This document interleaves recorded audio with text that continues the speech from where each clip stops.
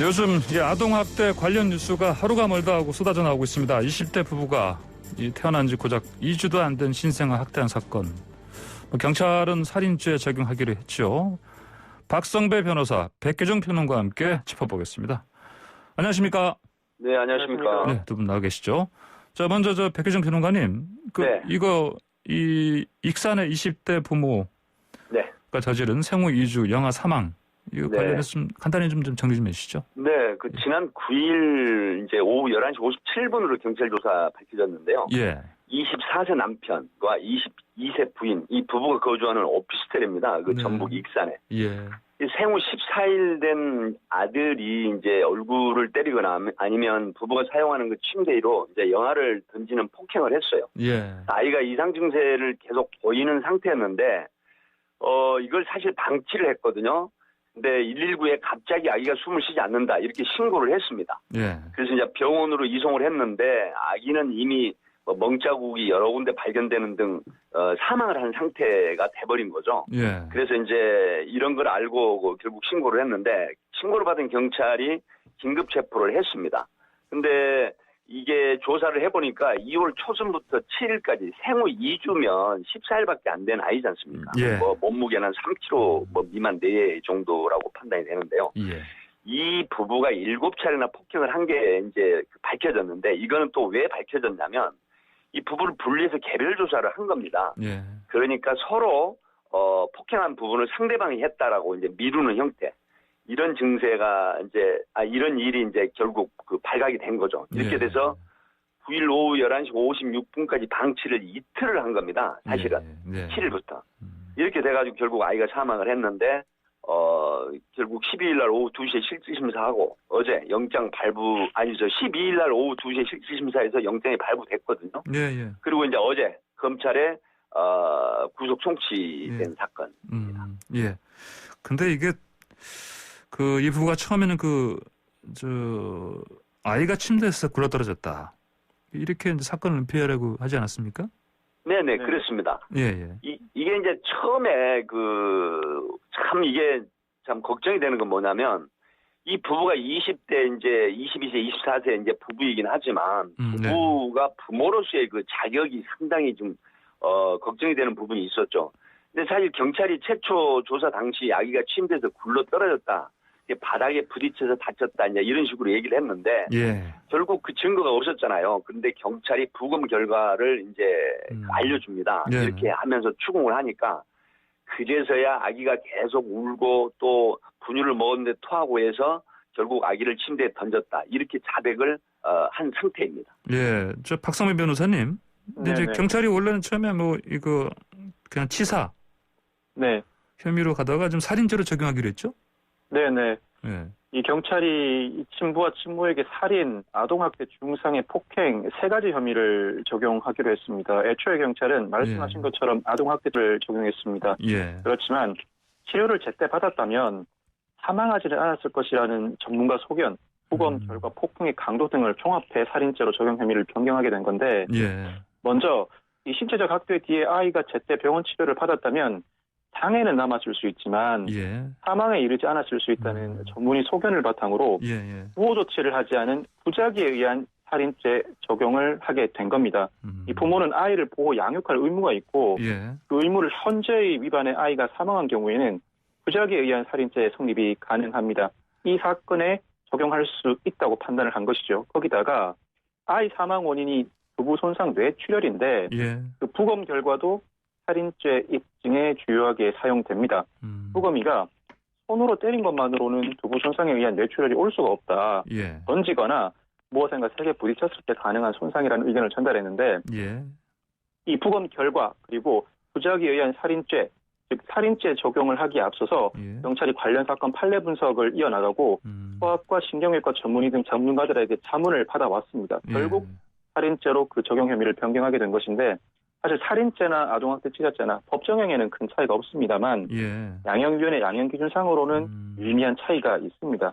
살인죄의 경우에는 기본 징역 10에서 16년을 기본으로 통상 15년 전후가 선고되는 반면에 아동학대 치사는 인정되는 경우라고 하더라도 기본 징역 7년 또는 4년 정도가 선고되는 경우가 일반적입니다. 예. 자, 그러면 이렇게 근데 그 처음에 아동학대 치사 혐의로 이제 조사 진행하다가 아무래도 이렇게 바꾼 이유가 그 국민 정서도 작용하지 않았겠습니까? 어떻게 보십니까? 국민 정서도 작용하였다고 볼 수도 있겠습니다만 경찰은 그 자체에 대해서는 부인하고 있습니다.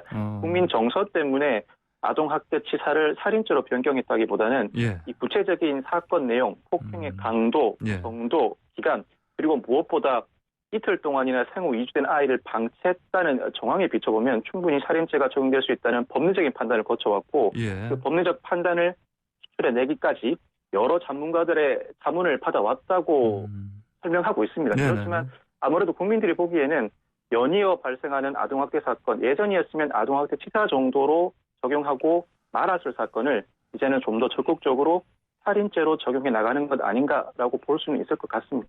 그렇습니까? 이게 근데 그러면 이제 재판에 가서도 이 부분이 제대로 반영될 것 같습니까? 어떻게 재판에서 이 부부가 상당히 많이 다툴 것 같습니다. 이 부부가 서로 상대방에게 책임을 전가하고 있고 우리는 죽을 정도로 때리지는 않았다고 주장하고 있기 때문에 살인죄는 물론 아동학대 치사죄에 대해서까지도 적극적으로 다툴 것 같습니다.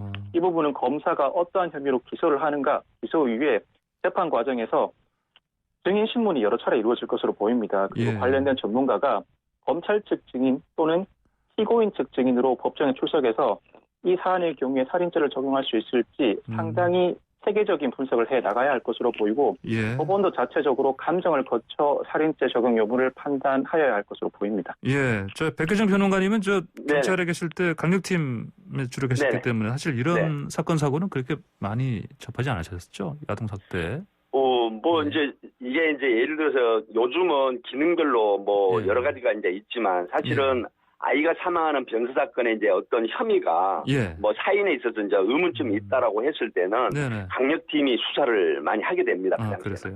그렇기 때문에 이제 이런 부분들이 결국은 앞에서 말씀을 하셨지만은 아동학대 치사냐 이제 살인이냐 이게 혐의 적용을 하는 데 있어서는 여러 가지 이제 형태가 있죠. 예를 들어 가지고 그 미필적 고의라고 하는 부분, 그러니까 내 자식이지만 결국 사망을 할 걸 알면서도 방치를 한다든가 아니면 사후적인 조치를 빨리 하지 않는다라든가 이랬을 때 이제 이런 부분이 규명이 된다라고 하면 결국 강력팀에서 수사를 해가지고 송치하는 그런 예가 빈번히 있습니다. 그렇군요. 근데 이 두 부모가 이제 휴대전화로 아동학대, 멍 빨리 없애는 법 이런 거 검색하기도 하고 또 이 두 사람이 이제 2018년에 혼인신고했는데 이제 직업이 없었고요. 생활고를 당연히 겪었고 그리고 지자체에다가는 이제 그런 상황에서 출산 장려금, 육아수당도 신청하기도 했는데 자 이런 상황이 이런 아동학대와 어떤 그러니까 연관성 좀 있다고 보십니까? 연관성이 있습니다. 왜 그러냐면 이 부부가 지금 남편이 24세고 그다음에 부인이 22세지 않습니까? 방금 말씀하셨지만은 경찰 조사 결과 2018년 이제 혼인신고를 했는데 대체적으로 무직 상태로 경제적 어려움이 굉장히 많았어요. 그래서 이제 익산 같은 경우에는 출산 장려금이나 육아수당을 이제 신청을 하게 되면 심사를 해서 지급을 하거든요. 그런데 이런 경제적인 입장이 굉장히 어렵다 하는 측면, 또 부모로서의 어떤 자격이 없는 측면들이 상당히 연관성이 있다라고 보고요. 다만 그렇다고 하더라도 정말 경악스러운 일이 있었죠. 아기가 이제 침대에서 호흡곤란이라든가 어떤 이상 증세를 보이면 빨리 병원으로 긴급 이송해가지고 치료할 생각을 해야 되지 않습니까? 그런데 119 신고하기 전에 이 휴대폰으로 멍 빨리 없애는 방법, 그다음에 경기 용인에서 일어난 이모 부부가 조카를 아동 물고문을 해가지고 사망시킨 사건이 굉장히 지금 회자됐었고 사회적으로 문제가 됐잖아요. 이런 부분들을 이제 빨리 병원으로 이송시키는 게 아니라 이걸 조회를 해보고 검색을 해보는 건데 더욱 경악스러운 것은 뭐냐면 이해 안 되는 부분인데 119 구급대원이 주거지 오피스텔에 이제 도착을 합니다. 신고를 받고. 그런데 이 부부가 아기 생후 14일 된 아기 가슴에 손을 대고 우리가 흔히 말하는 CPR이라는 카디오퍼머너리 리서시테이션이라고 하죠. 심폐소생술을 하는 연기를 하고 있었던 거예요. 이런 부분들이 이제 경찰 조사에서 드러났는데 부부가 부모로서의 자격이 없다라고 하는 부분은 사회적이나 어떤 지자체나 국가가 사실은 개입을 해야 된다고 하는 측면이 이 사건이 주는 교훈이 아닌가 싶어서 굉장히 안타깝습니다. 예. 자, 저희 YTN 라디오 라디오 앱으로도 많은 분들이 청취하시는데요. 방금 아니고 정확하게 한 25분 전에요. 8시 1분에 호호유미님께서 백기정님 곧 나오는 건가요? 이런 채팅창에 그 질문 주셨습니다. 아마 백기정 평론가 팬이신가 봐요. 네. 감사합니다. 네. 자, 그러면 다음 주제 좀 넘어가겠습니다. 이른바 몸캠 피싱, 이 범죄가 늘어나고 있다고 하는데, 자, 백평론가님. 네네. 이게 뭡니까? 몸캠 피싱? 몸캠 피싱 굉장히 주의해야 될 그 사안인데요. 예. 남이 다른 사람의 사진을 도용한 사람들이 이 선정적인 말 같은 걸로 해가지고 피해자를 유혹하면서 영상통화를 제안을 합니다. 예. 제가 현직에 있을 때도 사건을 여러 건 했었는데요. 이 휴대폰으로 이제 영상 채팅을 하면서 사실은 꼬드긴다고 보통 일반적으로 얘기하죠. 유인하는 거예요. 피싱질이라고 하죠. 네. 납치질. 네. 상대방의 특정 주요 신체 부위를 노출케 하거나 아니면은 이 성적인 음란 행위를 유도를 합니다. 그런데 이 상대방은 이걸 녹화를 한다는 생각을 못 해요. 굉장히 호의적으로 유인하는 피싱질을 하기 때문에. 예. 오딩 자체도 굉장히 선량한 사람처럼 채팅을 하거든요. 근데 이걸 녹화해 놓은 다음에 다시 연락이 오죠. 그래가지고 녹화를 해둔 상태를 약간 보여줍니다. 그래가지고 돈을 요구를 하는데 만약 돈을 입금을 하지 않으면 SS나 지인 휴대폰이나 어떤 사이트 커뮤니티에 유포하겠다. 이렇게 협박을 해가지고 금품을 갈취하는 행위. 이제 이런 걸 이렇게 몸캠 피싱 이 범죄라고 이렇게 얘기를 하죠. 예, 그렇군요. 박성민 변호사님? 네네. 이거 몸캠 피싱 이거 들어보셨어요? 이전에? 예, 들어봤습니다. 이런 사건이 종종 벌어진다는 것도 알고 있습니다. 그래요. 예. 네네.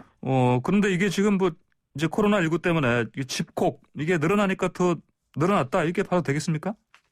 그렇습니다. 최근에 경기 남부경찰청 사이버범죄수사대가 국내에서 활동하는 5개 몸캠 피싱 조직 일당 45명을 붙잡았고 그중에서 21명을 구속했습니다. 예. 이들이 지난해 2월부터 1년간 영상 채팅을 통해서 신체 노출을 유도해서 이 영상을 녹화한 다음에 지인 등에게 유포하겠다고 협박하는 방식으로 총 511명으로부터 약 22억 원을 뜯어냈습니다. 22억 원이요? 그러니까요. 예. 경찰 조사 결과 이들이 중국에 서버를 마련한 다음에 피해자들에게 의도적으로 접근해서 화상 채팅을 시도하고요. 채팅 중에 피해자 신체 노출을 유도하면서 그 화면을 녹화에 저장합니다. 이어서 영상 통화 도중에 촬영 해상도가 낮다면서 피해자에게 앱 설치를 권유하는데 이때 악성 코드를 설치하게 합니다. 그러면서 휴대전화에 저장된 주소록 등 개인정보를 탈취하는 거죠. 이렇게 취득한 개인정보를 바탕으로 피해자에게 가족이나 친구들에게 영상을 유포하겠다고 협박해 돈을 뜯어내는 방식인데 경찰이 국내에 체류하는 총책 등을 검거한 다음에 중국에서 범행 전반을 기획한 총책 5명에 대해서 신원을 특정하고 체포영장을 발부해 인터폴 적색 수배 상태를 내린 상황입니다. 그런데 경기 남부 경찰청에 따르면 경기 남부 지역에서 지난해 몸캠 피싱 범죄가 616건이 발생해서 전년 동기 540건 대비 14% 늘었다고 밝혔습니다. 이번에 검거된 몸캠 피싱 조직들의 활동도 코로나19가 본격 확산되기 시작한 지난해 2월부터 시작된 것이죠. 비대면 문화가 자리를 잡으면서 온라인 만남이 늘어나고 이에 따라서 몸캠 피싱 범죄가 상당히 증가한 것으로 보입니다. 참 이 피싱 범죄도 진흥화하고 있네요, 보니까. 자, 그러면 이 몸캠 피싱 범죄 예방 좀 어떻게 하면 좋겠습니까? 이거는. 네, 이제 그 의심스러운 파일 열어보지 않기라고 보통 이렇게 얘기를 하고 있습니다. 휴대폰 인터넷 주소, URL이라고 하는 이런 부분인데 신분이 불명확한 그 발신하는 초대장이나 안내장, 콘서트, 관람권 제공. 그 다음에 이제 요즘 택배가 굉장히 배달이 많은데 택배 확인 이러면 사람들이 불분명한 거라고 생각하지 않고 이거를 이제 클릭해서 열어보게 되거든요. 그러면 이런 부분들이 결국 그 해킹처럼 이게 코드 감염이 되거든요. 이렇게 돼가지고 여러 가지 그 보안 사항이 될 만한 어떤 주소록이나 개인 정보가 빠져나가는 건데요. 이런 거 그 불분명한 발신 초대장 같은 거 이거 클릭을 하시면 안 되고 그다음에 이제 두 번째로는 그 보안 백신을 최신 그 업데이트를 하면 됩니다. 그래서 악성 코드 설치를 막는 건데 가장 조심할 것은 영상 채팅을 하지 않는 게 가장 좋아요. 이 신체 노출 채팅에 참여하지 않는 게 좋은데 사실 여기서 더 조심해야 될 한 가지만 말씀드리면요. 영상 통화 중에 그 해상도 등을 이야기를 하면서 이 화질이 안 좋다. 이렇게 하면서 그 어플, 소위 말하면 APK 파일이나 집 그 파일이라고 하는데 집은 예. 뭐냐면 데이터를 압축해가지고 보관하기 위한 파일이거든요. 예. 이런 걸 깔게 만들어요. 그러면 악성 코드가 이제 심어져가지고 결국 휴대전화에 내 휴대전화에 저장된 그 주소를 전화번호 개인 정보가 탈취되는 거죠. 예. 이러면 최종적으로 범죄가 이용돼가지고 금융피해가 발생하기도 하기 때문에 정말 이런 일은 조심하셔야 될 것 같습니다. 예, 이게 지금 뭐 그럼 처벌은 좀 어떻게 됩니까? 이런 범죄 행위에 대해서? 이 사건의 경우에는 기본적으로 특정경제가중처벌법상 공갈죄에 해당한다고 평가할 수 있는데 예. 성폭력처벌법상 촬영물을 이용한 협박 강요죄도 성립할 여지가 있어 보입니다. 이 예. 모캠피싱은 네. 금전적인 손해도 크지만 신체 노출 영상 녹화로 인한 상당한 정신적 고통을 야기하는 범죄입니다. 예. 더 나아가서 이 범죄를 저지르기 위해서 단체를 조직해 구성했다. 즉 폭력행위 등 처벌법상 예. 단체 등 구성 활동죄도 충분히 적용 가능성이 있어 보입니다. 예. 이 같은 범죄들이 모두 성립한다고 가정한 경우에는 수개에 해당하는 자의 경우에는 무기 또는 10년 이상의 징역이 예상되고 예. 반복급은 적어도 7년 이상의 징역 그리고 그 외의 사람은 2년 내지는 3년 이상의 징역은 충분히 선고받을 것으로 예상됩니다. 그러면 이게 그 이전에 그 디지털 성범죄 관련해서요. 네네. 그 조주빈 박사방요? 네네. 이 조주빈 같은 경우도 그런 범죄단체 조직 관련해서는 이게 징역 이 부분 관련해서 양형이 좀 반영이 되지 않았겠습니까? 그때도? 맞습니다. 네. 예. 이 사건의 경우에도 범죄단체 조직죄가 성립할 가능성이 있고 예. 특히 공갈 범죄를 저지르기 위해서 단체를 구성 활동한 경우에는 폭력행위처벌법에 또 다른 단체 등 구성 활동죄 규정을 신설해 두고 있습니다. 예. 이 죄도 충분히 적용할 만하기 때문에 이 사건은 그 피해 금액 자체도 워낙 크지만 예. 죄질이 상당히 불량하고 그 돈을 뜯어내기까지의 과정에 성폭력 처벌법상 성폭력 가해 행위가 이루어졌을 뿐만 아니라 예. 이 같은 범행 전반이 일사불란한 지휘 체계에 따른 범죄 조직을 통해 이루어졌다는 점에서 충분히 상당히 높은 형량이 선고될 가능성이 높아 보이는 사건입니다. 이로 인한 피해가 극심한 상황이기 때문에 엄단이 필요하기도 하고요. 예. 백평론가님께서는 어떻게 생각하십니까? 이런 범죄 이게 특히 이제 단순한 몸캠 차원에서 끝나는 게 아니고 이게 이제 이 영상이라든지 이런 것들이 또 널리 퍼질 수 있지 않습니까? 이게? 네네. 예, 그런 심각성 어떻게 봐야 되겠습니까? 네, 사실 이게 굉장히 심각한 거죠. 예. 이제 보통 이런 범죄 같은 경우에는 오후 야간 때나 새벽 시간대에 이제 벌어지는데 예. 통상적으로 통계를 보면은 오후 6시부터 새벽 3시 정도 사이에 보통 몸캠 피싱 사건이 일어나거든요. 예. 그러니까 이제 이게 뭐가 취약하냐면 사실은 좋은 의도로 그 화상 채팅을 하죠. 예. 이렇게 되는데 피싱지를 당한 피해자가 대부분 또 청소년인 경우가 상당히 많고 심지어 초등학생도 있거든요. 예. 근데 이런 아이들이나 청소년들이 사실은 그 특정 주요 신체 부위를 이제 피싱지를 당해서 사실 영상 채팅으로 보여주는데 이게 녹화가 되는 걸 모르거든요. 예. 근데 나중에 이 협박이 들어와요. 그러면 이게 지금 내 지인이라든가 뭐 SNS 상이나 뭐 각종 커뮤니티나 뭐 심지어 그 단톡 같은 데도 해킹이 된 그 자료를 가지고 유포를 하겠다라고 했을 때 알거든요. 이 아이들이나 청소년들, 또 여성 피해자들이.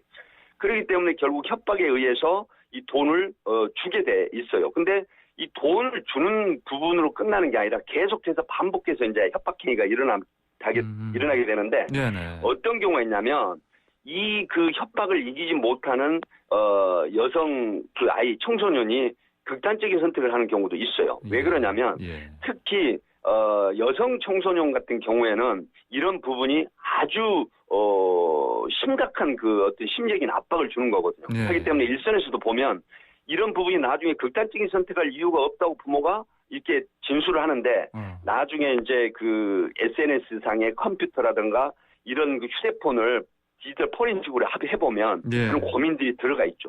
그렇기 때문에 결국 그 압박을 이기지 못하는 심리로 극단적인 선택까지 하는 이런 그 청소년들이 생긴다라고 하는 측면에서 이런 몸캠 피싱은 노출이 됐을 때 또 이게 녹화가 되면은 각종 서버에 저장이 돼가지고 평생 간다라고 하는 측면이 있기 때문에 사실은 화상 채팅이나 몸캠 피싱 굉장히 아주 인격 살인이 아니라 살인에 가까운 그런 범죄라고 보는 그런 부분이 있어야 된다. 그래서 강력한 처벌과 단속이 있어줘야 되는 그런 범죄라고 이렇게 생각을 합니다. 예, 말씀하신 것처럼 이제 특히 나이 어린 청소년들이 피해를 보는 경우가 많으니까 그러면 그렇습니다. 근데 막상 또 이렇게 피해를 당했다 이런 상황이 되면 어떻게 대처해야 되겠습니까? 이게 이제 보통 협박을 하는 게 금품을 요구를 하지 않습니까? 절대 이게 응하지 말고요. 바로 경찰 사이버 수사대에 신고를 하시면 됩니다. 그런데 통상 신고를 왜 꺼리냐면은 이게 이제 겁이 나는 부분이 뭐냐면 내가 특정 신체 부위나 어떤 성적인 행위가 녹화가 돼 있기 때문에 이게 혹시 신고가 돼서 유포가 되지 않을까 하는 그런 걱정이 굉장히 크다고 해요. 보통 피해자들이 그런 진술을 하더라고요. 그렇기 때문에 이런 걱정 안 하셔도 됩니다. 일단 신고를 하시게 되면은 결국 수사 협조해가지고 범인 체포가 되잖아요. 그렇게 되면은 이 피해자들이 그 특정 신체 부위가 녹화된 거라든가 음란 성적 행위가 녹화된 부분은 전부 압수해서 삭제가 가능하고 원래 서버에 있는 부분을 모두 삭제가 가능합니다. 하기 때문에 절대 이런 부분에 어떤 그 심리적인 공포심을 갖지 말고 즉각 112나 사이버 수사대에 신고를 하시면 충분히 안심하고 생활할 수 있다. 이렇게 말씀을 드립니다. 그러니까 김새가 보이거나 혹시 피해를 봤으면 바로 초기에 그렇습니다. 이제 112로 신고하거나 또는 그 여성 긴급전화도 있습니다. 1366 이런데 또는 또 요즘 보니까 이 성범죄 디지털 성범죄 심각성이 크기 때문에 디지털 성범죄 피해자 지원 센터도 있어요, 보니까. 이런 데도 있고. 아까 말씀하신 그 영상에 돌아다니는 거 있지 않습니까? 이것도 삭제하는 것도 지원한다고 합니다, 보니까. 맞죠? 박 변호사님? 네, 그렇습니다. 이 몸캠 피싱 사건, 말씀드린 것처럼 섣불리 돈을 건네는 행위는 금물입니다. 그대로 돈을 보내주면 영상도 유포하지 않고 협박도 더 이상 하지 않겠지라는 생각은 오산입니다. 이 몸캠 피싱 조직적인 범죄일수록 일단 돈을 보내주기 시작하면 계속 더 많은 돈을 요구하면서 추가적인 협박을 이어나갑니다. 재차 강조드리지만 이와 같은 핑계를 당했을 때에는 돈을 건네지 말고 가까운 경찰서에 즉시 신고를 하셔야 합니다. 이게 지금 뭐 몸캠 피싱 이걸 통해서 드러난 사실 이 자체가 어떤 범죄가 단순히 몸캠 피싱에서 끝나는 게 아니고 여러 가지 그 피해를 확산할 수 있는 이런 여지가 크기 때문에 조심조심 많이 해야 되겠습니다. 보니까. 알겠습니다. 자, 두 분 말씀 오늘 여기까지 듣겠습니다. 감사합니다. 감사합니다. 네, 지금까지 박성배 변호사, 백규정 평론가와 함께했습니다.